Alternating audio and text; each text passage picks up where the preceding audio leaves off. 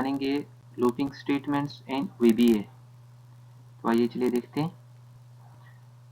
तो पहले हम जानेंगे कि लूपिंग स्टेटमेंट्स क्या होते हैं। तो जैसे कि आप यहाँ देख रहे हैं कि लूपिंग स्टेटमेंट क्या है। There may be the many situations where you need to perform a task repeatedly a certain number of times. In such cases, the code for the task is placed inside a loop and the program iterates or repeats through the loop a certain number of times that is till and certain condition is met.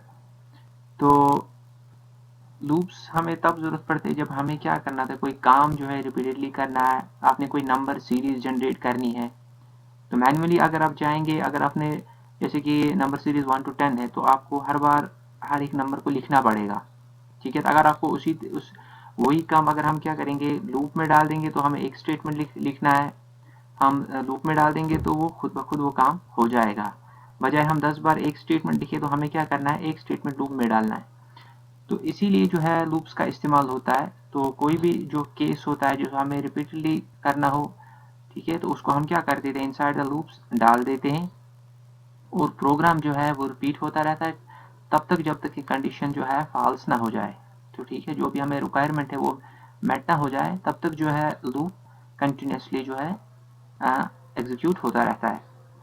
Some examples of such repeated tasks आज, जैसे कि बहुत सारी examples है इसमें। देखिए, printing a text और number n number of times. तो कोई भी आपको टेक्स्ट है या नंबर है, आपको एन नंबर ऑफ टाइम्स उसको रिपीट करना है। तो ठीक है, 100 टाइम्स मिसाल के तौर पे आपको करना है, तो आप 100 बार स्टेटमेंट नहीं लिखेंगे, तो आप स्टेटमेंट को क्या डालेंगे, लूप में डाल देंगे। तो ठीक है, वो n number of times repeat होता चला जाएगा। इसी तरीके से जनरेट एज सीक्वेंस है और सीरीज ऑफ नंबर्स है, ठीक है। तो इसको भी आप लूप का इस्तेमाल इसमें भी कर सकते हैं। Generating a table of certain calculation, देखिए टेबल भी जैसे आप बना सकते हैं। इसी तरीके सर्चिंग और arranging a number of values, तो इसी तरीके से आपको सर्च करना है, अरेंज करने हैं नंबर्स, ठीक है। तो उसके लिए भी हम क्या कर सकते हैं, लूप्स का इस्तेमाल कर सकते हैं, ठीक है। तो इसलिए हम जो इस्तेमाल है लूपिंग स्टेटमेंट्स इन VBA कर लेते हैं। तो उसमें से एग्जाम्पल हमारे पास एक जो है लूपिंग स्टेटमेंट में, जो VBA में बहुत सारे लूप्स हैं, उसमें से एग्जाम्पल आज हम जो जानेंगे वो क्या है, वो फॉर लूप है। तो फॉर नेक्स्ट जो है loop set a variable to a specified set of values and for each value run the VBA code inside the loop। तो फॉर में जब हम क्या करते हैं, कोई वैल्यू हम सेट कर देते हैं, तो जितने भी यहाँ जो हर एक वैल्यू के लिए जो है तो VBA कोड जो है रन हो जाता है, ठीक है। तो इस तरीके से लूप तब तक चलता रहेगा, फॉर लूप, जब तक ना कंडीशन जो है फॉल्स हो जाए। तो जनरल सिंटेक्स जो है फॉर लूप का क्या क्या, वो क्या है, यानी फॉर नेक्स्ट लूप एक्चुअली है, फॉर नेक्स्ट लूप। तो फॉर, इसके बाद हमें कोई वेरिएबल लिखना होता है तो हम कोई वेरिएबल डिफाइन करेंगे, तो इज इक्वल उसको इनिशियलाइज करेंगे, तो स्टार्टिंग वैल्यू दे देंगे टू एंड वैल्यू, ठीक है। उसके बाद जो है विद इन द लूप हमारे एक्सप्रेशन आ जाते हैं और स्टेटमेंट्स आ जाते हैं, और इसके साथ ही फिर नेक्स्ट वेरिएबल है, ठीक है। तो नेक्स्ट की वजह से क्या होता है कि नया वेरिएबल जनरेट हो जाता है, तो वो फिर हमारी जो कंडीशन ऊपर है for variable start to end, तो उसके साथ वो कंपेयर हो जाता है, तो तब तक चल जाता है। अगर वो उसके कंपेरेबल है तो फिर लूप चलेगा, ठीक है। तो फिर एक्सप्रेशन और स्टेटमेंट जो है एग्जीक्यूट हो जाएंगे। तो ठीक है, तो इसकी एक एग्जांपल हम देख लेते हैं कि हम इसको किस तरीके से इम्प्लीमेंट कर सकते हैं कोडिंग में।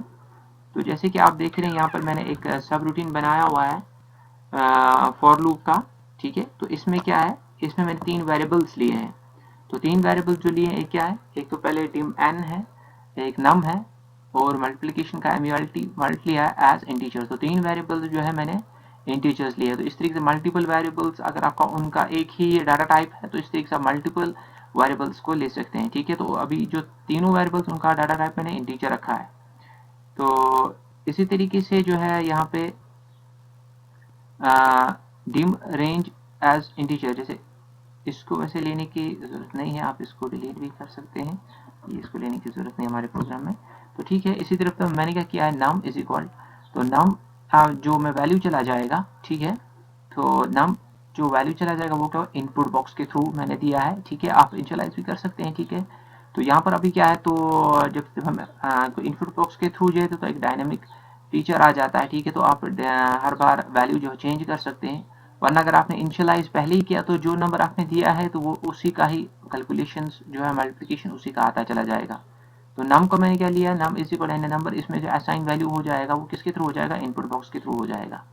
उसके बाद क्या किया, फॉर लूप चलाया, फॉर नेक्स्ट यानी, तो फॉर एन, ठीक है, तो एन जो मैंने वेरिएबल यहाँ पर लिया है एन, ठीक है, तो इसका वैल्यू कहाँ से कहाँ तक होगा, इसका वैल्यू जो होगा इज इक्वल 1 to 10 होगा, ठीक है। जैसे अभी आप जनरल सिंटेक्स में देखा एन 1 यानी start value to end value, तो हम चाहते हैं जो नंबर सीरीज जो है वो कहाँ से कहाँ तक चले, यानी 1 से लेकर 10 तक, ठीक है। तो n is equal to 1 to 10, तो n में क्या है, n में जो का पहले 1 आएगा फिर 2 आएगा, ठीक है, तो अप टू 10 इसमें वैल्यूज असाइन होते चले जाएंगे। तो हम क्या चाहते हैं फिर, फॉर जब n का वैल्यू जब पहले 1 आ जाएगा तो फिर मैंने क्या किया, मल्टी जो अभी मैंने यहाँ पर ये कैलकुलेशन के लिए मल्टीप्लिकेशन के लिए एक वेरिएबल लिया है मल्टी इज इक्वल, मैंने क्या कैलकुलेशन कराई n into m, n into num, यानी n में जो वैल्यू है और नम में जो वैल्यू है, ठीक है, जो इनपुट बॉक्स के थ्रू आ जाएगा उनका मल्टीप्लिकेशन है, जो उसका मल्टीप्लिकेशन होगा तो वो किस में आ जाएगा, MULT में, इस वाले वेरिएबल में। तो एक्चुअली ये क्या है, ये एक टेबल बनने जा रहा है, ठीक है, कैलकुलेशन टेबल। तो टेबल जो होगा वो डिपेंड करेगा कि आप इनपुट क्या दे देते हैं, ठीक है, तो उसका एक वेरिएबल, उसका एक जो है कैलकुलेशन एक टेबल बन जाएगा।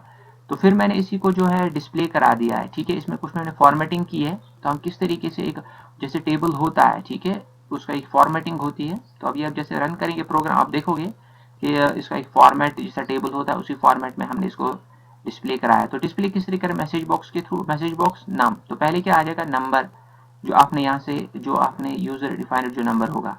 फिर ये एंड है, एंड जो है कंकेटेनेशन के लिए, ठीक है, तो इसके साथ क्या मिलेगा, फिर मैंने ये जो चूंकि इंटू यहाँ पर इंटू साइन नहीं है, देखिए ऊपर जो है MULT is equal n star num, तो यहाँ पर जो ये जो साइन है, यहाँ पर जो स्टार है, इसका जो ये मल्टीप्लिकेशन के लिए है, मगर यहाँ पर जो मैंने विद इन द कोट्स रखा तो जस्ट फॉर फॉर्मेटिंग है, ठीक है।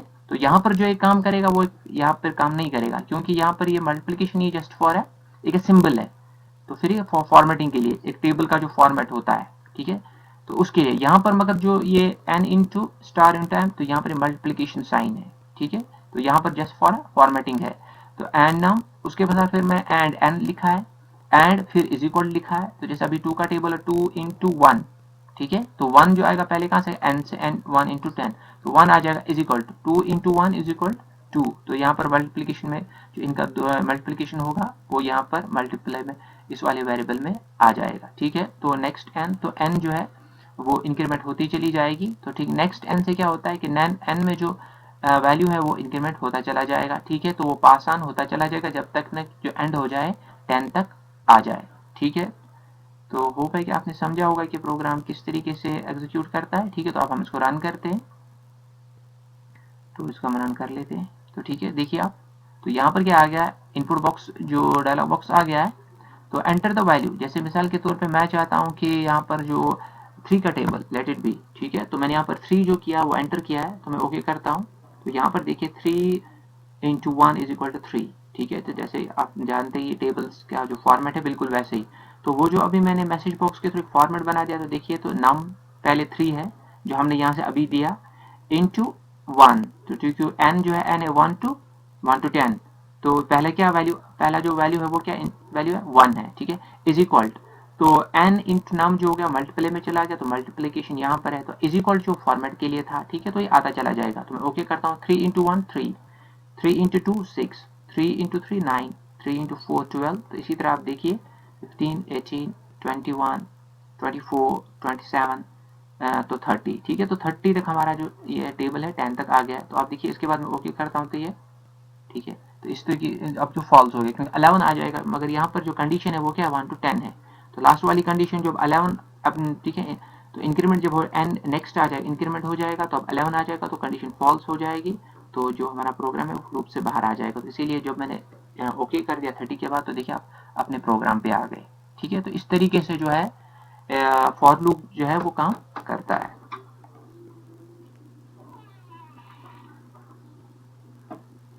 तो चलते हैं दूसरे वाले प्रोग्राम की तरफ, वो क्या है, डू अंटिल लूप है, ठीक है, तो इसके बारे में जानेंगे।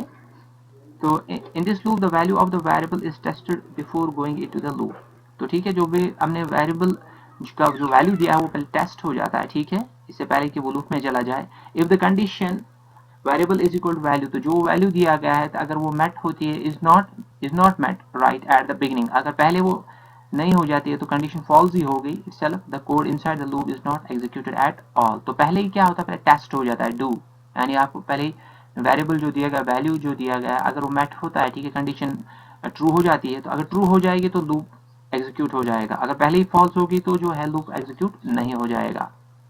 The control then jumps to the statement appearing after the loop statement. तो सीधी सी बात है, जब लूप जो है वो पहले ही क्या हो गया, पहले ही वो जो फॉल्स कंडीशन हो गई, तो ठीक है, तो लूप टर्मिनेट हो गया। तो जब लूप टर्मिनेट हो गया तो इसके बाद क्या है, जो लूप के बाद वाला जो स्टेटमेंट है तो वही एग्जीक्यूट हो जाएगा। तो डू अंटिल का जो जनरल सिंटेक्स है वो क्या है, डू अंटिल, ठीक है। तो हम ये जो कीवर्ड्स है, do until variable is equal to value, जो भी यानी वेरिएबल तब तक करना है जब तक जो वेरिएबल का जो हमने वैल्यू दिया होगा, वेरिएबल जो हमने डिफाइन किया, जब तक ना उसका वो वैल्यू आ जाए जो हम दे देंगे, ठीक है, डू अंटिल, ठीक है। तो जब अगर वो वैल्यू है, तो जो हम चाहते हैं कि वेरिएबल में जो वैल्यू हम असाइन करना चाहते हैं तो वो कंडीशन मैट हो रही है, तो जब वो कंडीशन मैट हो जाएगी, इसका मतलब कंडीशन ट्रू हो गई, तो अंदर वाले जो स्टेटमेंट्स वो एग्जीक्यूट हो जाएंगे और इंक्रीमेंट भी होता चला जाएगा, ठीक है। इंक्रीमेंट स्टेटमेंट हम यहाँ पर लगाएं n इज इक्वल n+1, तो ठीक है, तो वो भी हम जानेंगे कि n इज इक्वल n+1 किस तरीके से काम करता है, और बाद में जो कीवर्ड वो क्या है, वो लूप है। तो ये डू अंटिल लूप, ठीक है, इस तरीके से इसका जनरल सिंटेक्स है। तो इस पे हम किस तरीके, इस पर जो प्रोग्राम है, ठीक है, कोडिंग पे हम फिर विंडो पे फिर दोबारा से जाते हैं, हम डू अंटिल वाला प्रोग्राम को देखेंगे, उसका व्यू करेंगे। तो देखिए यहाँ पर एक मैंने प्रोग्राम बनाया हुआ है, ठीक है। तो देखिए यहाँ तो डू अंटिल सब रूटीन है, ठीक है, माइक्रो एक बनाया हुआ है। तो यहाँ पर do dim n as integer, तो मैंने एक वेरिएबल लिया हुआ है n एज इंटीजर। तो मैं क्या बोल रहा हूँ, do until n is equal 10, तो तब तक लूप चलना चाहिए जब तक n इज इक्वल 10 ना हो जाए, ठीक है। तो do until n is equal 10। तो मैसेज बॉक्स क्या है, मैसेज बॉक्स यही है कि n में जो वैल्यू आ जाएगा वो डिस्प्ले हो जाना चाहिए, ठीक है। मैं चाहता हूँ कि n में वो वैल्यूज डिस्प्ले होते चले जाए जब तक ना n का वैल्यू क्या है, इक्वल टू 10 आ जाए। और इंक्रीमेंट किस तरीके से हो जाएगी, n is equal n+1, n is equal n+1, तो n में क्या होगा, इंक्रीमेंट होता चला जाएगा। किस तरीके से, देखिए मैं यहाँ पर आपको समझाता हूँ, जैसे कि मैंने यहाँ पर टेबल बना के रखा है। तो इनिशियली जो n में कोई पहले जो n का जो कोई वैल्यू नहीं है, उसमें वो जो वेरिएबल हमने मेमोरी लोकेशन जो है, ठीक है, हमने वेरिएबल एक डिफाइन किया n, तो एक मेमोरी लोकेशन है, उसमें कोई भी वैल्यू नहीं है, ठीक है। तो स्टेटमेंट में अगर हमने क्या लिखा है, n इज इक्वल n+1, तो मान लीजिए पहले जो n का वैल्यू क्या है, अभी कुछ भी नहीं है, तो 0 है, ठीक है। तो 0+1 1, ठीक है। तो यहाँ पर क्या हो जाएगा, इधर 1 आ जाएगा, ठीक है। तो दूसरी बार जब लूप चलेगा, अब की बार जो n का वैल्यू क्या है, वो 1 है, ठीक है, क्योंकि अब प्लस हो गया है, 0+1 1। तो अब की बार जो पहला वाला जब लूप एक बार चला, तो अब n क्या हो गया, इंक्रीमेंट हो गया, तो n का वैल्यू अब की बार क्या है, n। तो दूसरी बार जब चलेगा तो n का क्या वैल्यू होगा, 1, तो 1+1 इज इक्वल टू 2, तो यहाँ पर 2 आ जाएगा। तो पहली बार जो है वो 1 डिस्प्ले हो जाएगा, दूसरी बार 2 डिस्प्ले हो जाएगा, और जब तीसरी बार जब लूप चलेगा तो अब की बार जो n का वैल्यू होगा वो क्या होगा, वो 2 होगा, ठीक है, क्योंकि ऑलरेडी जो लूप चला है तो इंक्रीमेंट हो गई है, तो n का वैल्यू क्या आ गया है, 2 आ गया है। तो 2+1 इज इक्वल टू 3, तो इस तरीके से 3 डिस्प्ले हो जाएगा। तो तब तक ये चलता चला जाएगा, ठीक है, इस तरीके से n इज इक्वल n+1 काम करता चला जाएगा। तो तब तक ये चलता जाएगा जब तक ना n का वैल्यू क्या हो जाएगा, 10 हो जाएगा, ठीक है। तो ये आपने जान लिया कि n इज इक्वल n+1 का यहाँ पर क्या फंडा है, ठीक है। तो अब हम क्या करते हैं,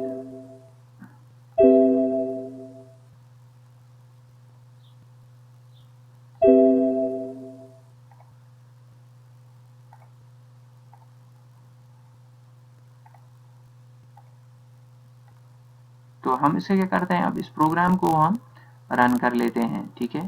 तो मैं इसको रन करता हूँ, तो ये देखिए यहाँ पर पहले क्या आ गया, 0 आ गया, क्योंकि n का वैल्यू जो है पहले ही डू, यानी n का वैल्यू पहले 0 था तो 0 डिस्प्ले हो गया है, ठीक है।